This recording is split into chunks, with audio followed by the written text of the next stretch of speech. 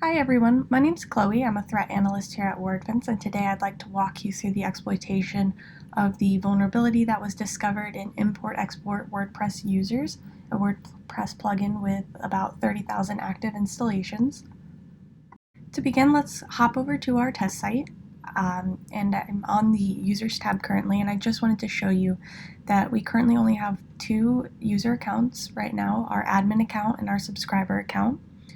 In order to exploit this vulnerability, you need to have subscriber level permissions or above, and that's what we'll be using over in Burp Suite in order to exploit this vulnerability. So now we're over in Burp, and here I have our crafted request already.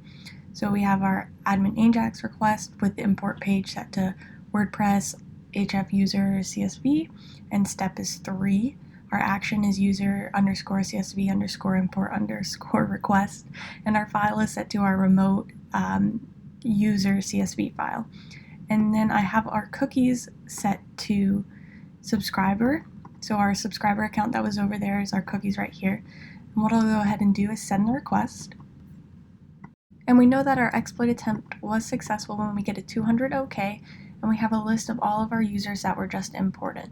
So we have attacker, editor, user 1, user 2, user 3, and your site has been compromised. And so let's go ahead back over to our test site. I'll refresh the page. Now you can see all these users have just been injected. So we have an administrator account, editor, subscriber, administrator again.